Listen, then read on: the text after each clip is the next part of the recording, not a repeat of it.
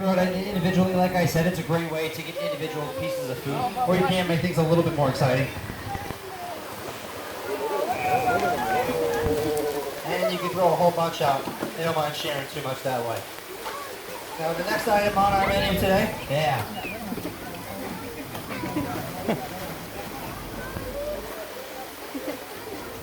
in the water, is going to be our whole prey items. Now these are going to be our large rats. Now we feed these out for a couple of different reasons. They have lots of things that those pellets don't have.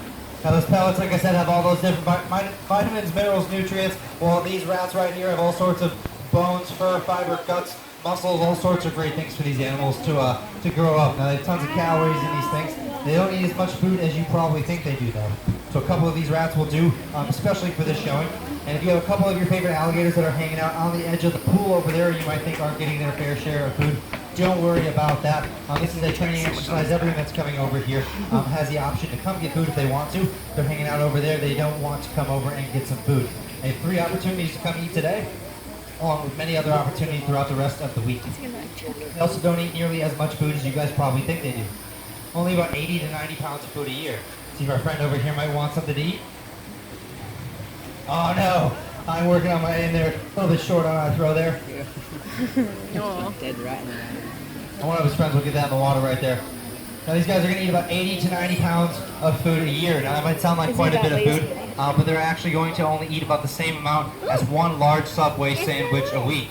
And my friend right there, as you see, can find that rat just great as soon as I made it over there to him. However, if you do notice that his eyes are sitting on top of his head, so if I do end up feeding some more out to some of our animals that are on land here, they might have a hard time seeing something that might land right under their mouth right there, or maybe right in front of their face due to the way their eyes are set up on top of their head. Now, a quick history about our farm is these guys, we've been open for about 125 years, dedicated to the highest standard of animal care, conservation, and education. So by coming here today, you're supporting that. Thank you all very much. Small changes do make a big difference, so by coming here today, you guys are supporting that. If you want to ask any more questions, you can come do that after the show. I'd be more than happy to answer those questions.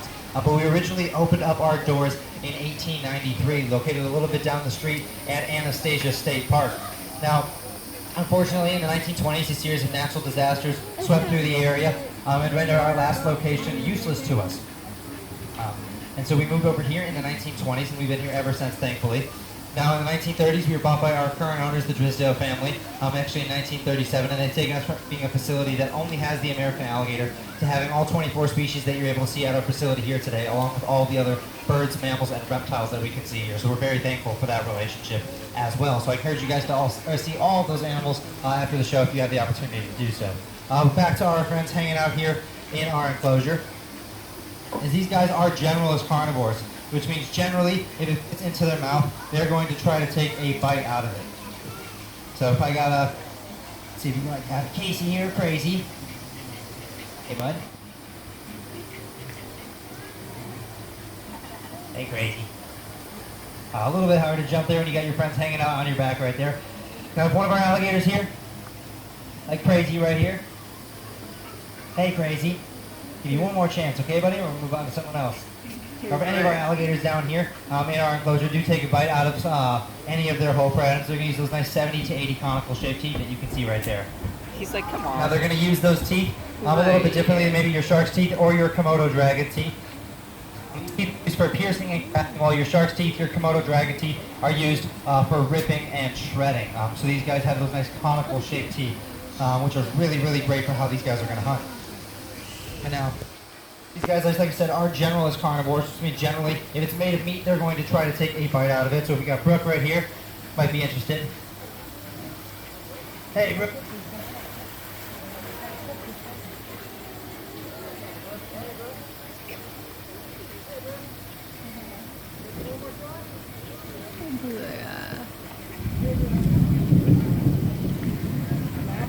So if any of our animals decide to eat any of our whole prey items here today, or if they do decide to get a different whole prey item out in the wild, they can eat something that ranges from the size of an insect, a fish, with these whole prey items right here up to the size of a large deer.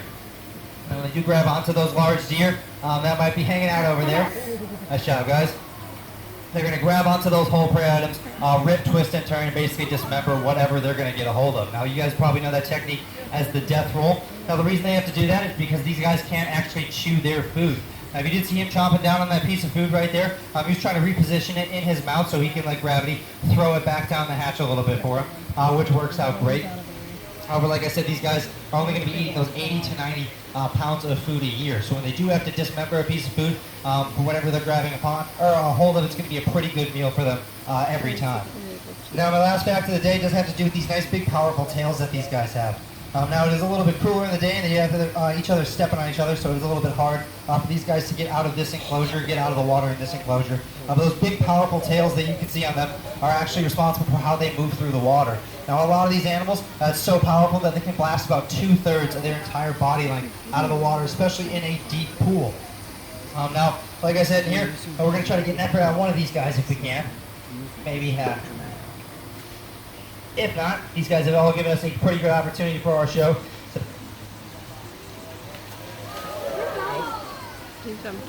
I'll give a pop a round of applause right there. Thank you all very much.